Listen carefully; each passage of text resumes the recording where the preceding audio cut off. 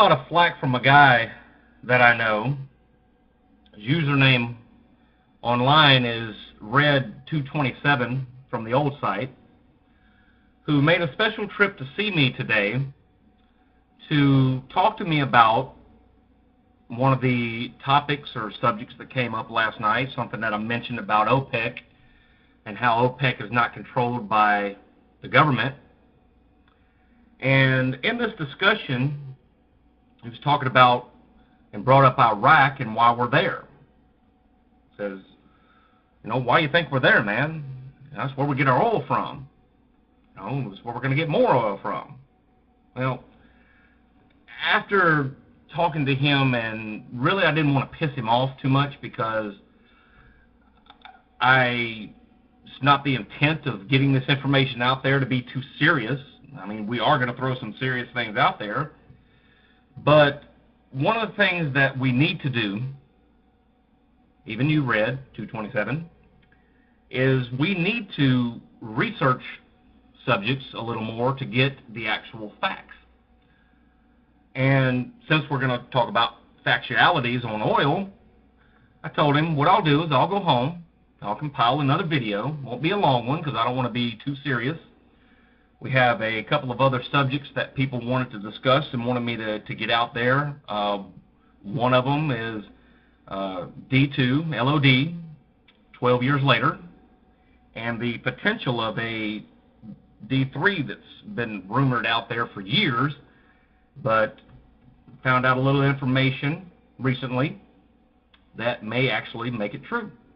May be a reality here soon, folks.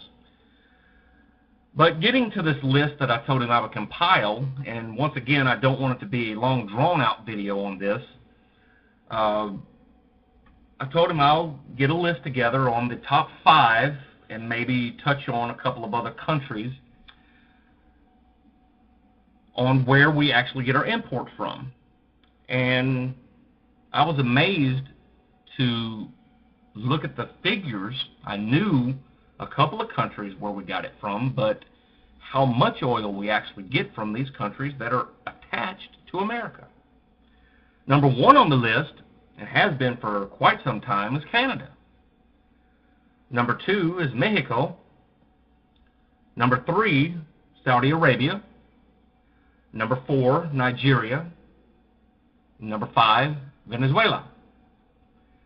And that's the top 5 importers to America. And going along the OPEC countries and non-OPEC countries, the slope of exports from those countries to us is downsized considerably. Iraq being one of the lowest, middle lowest, I'd say, for oil. Does Iraq have potential for more oil? Absolutely. Looking at the studies from, and I don't know how accurate it is, but looking on U.S. government info on about.com, they very much have potential on exporting more oil, resources they haven't even tapped yet, and even more in natural gas. Will we see this in our lifetime? Probably not.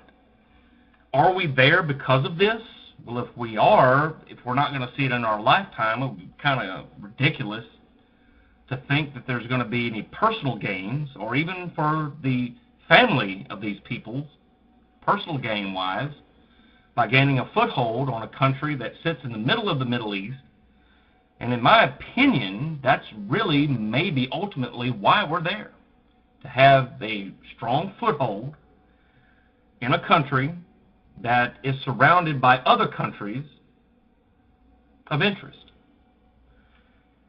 And once again, I don't want it to be too serious, so we're not going to get into that discussion, because that right there would be a multiple-part series, and people would think it would be a conspiracy theory in that, but let's not go there. So there you go, Red, the top 5 importers to America for oil, and Iraq is not one of them. Here at the Craft Chest, that's what we want to do. We want to take ideas, take discussions, We want to get the information out there to you. We will research it as much as we possibly can. Once again, be sure and get your subscriptions in, because it's not only about serious matters. We're going to be having loads of fun once we get our studio up 100%. There's all kind of topics that we want to bring up. Hopefully later on this evening or this morning now, we'll be able to get another one out there on the LOD topic. And that's what we want to do here, is take that craft of the mind and make it a reality. Now go do it.